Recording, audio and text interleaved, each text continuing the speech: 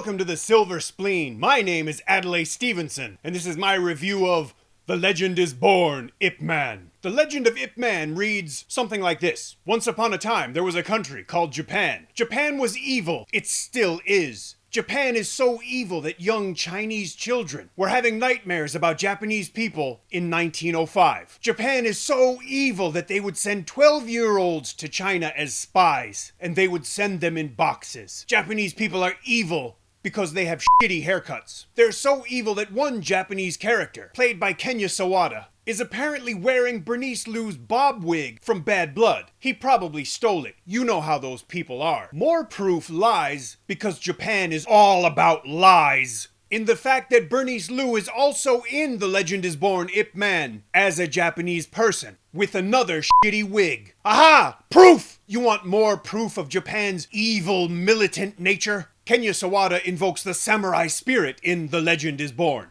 Ip Man. He invokes the Bushido Code in the Shinjuku incident. This is proof of their evil militancy and their militant evil. Or it's proof that the first 3 Ip Man movies were made for the big red market up above, which usually involves dispensing with things like truth, reason, and intellect. Because when Ip Man says that young people must never forget the past, you know that he really means Japan. He sure as fuck doesn't mean the Great Leap Backwards or the Cultural Revolution, but let me tell you a different legend. There once was a director named Herman Yau. There still is. He's made a lot of movies. He's made a lot of good movies. He's made some movies that weren't so good, but he's also, in the last few years, managed to make a lot of movies good that probably had no right being as good as he made them. Herman Yau kicks ass on a legendary scale. And because of that, The Legend is Born Ip Man is nowhere near the Communist Party shrimping festival it sets out to be. Yes, the film's handling of Japan is wildly reductionistic and oversimplified,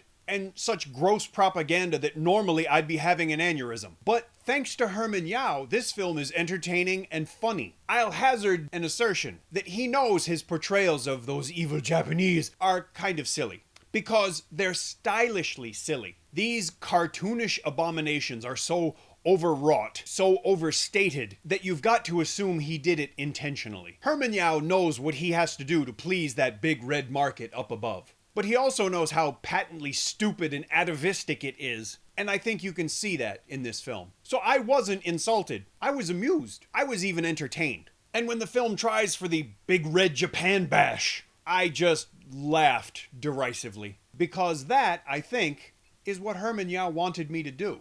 The Legend is Born is funny, interesting, and populated by people and characters you can actually like. First and biggest nod goes to Ip Chun, who is Ip Man's real-life son. He plays an irascible store manager who teaches Ip Man some martial arts. Ip Chun is real, really old, and he's not an actor by trade. But so what? He's Ip Chun. Fan Siu-wong finally shows up to fight again in an Ip Man movie. He's been in all 3 of them, but in this one he gets a chance to act, and he does pretty well for himself. To Yu-hung plays Ip Man, again, but he does a good job playing Ip Man, and he's a good martial artist. His kung fu is legendary. It's so formidable that a white guy in the movie tells him, "Your kung fu is formidable." I don't give a fuck if it was the 1920s. No English-speaking person on Earth ever uttered that sentence. But when has historical accuracy ever mattered in movies? And you know what? As long as Herman Yau continues to direct movies, I'll go and see them. I have a big problem with the whole anti-Japanese thing in the first 2 movies, which is why I refuse to review them. But this movie, while it had some of that, still managed to be fun and entertaining, and I enjoyed it an awful lot, and I think you would too. So I would recommend that you watch this movie. Now, I want you to watch this movie, but I don't want you to download it. In the description, there are links where you can buy a disc, buy a DVD, buy a Blu-ray. If you enjoyed this review, please leave me a comment. And if you didn't like the review, leave me a comment anyway. And if you enjoy these reviews in general, I would greatly appreciate a subscription.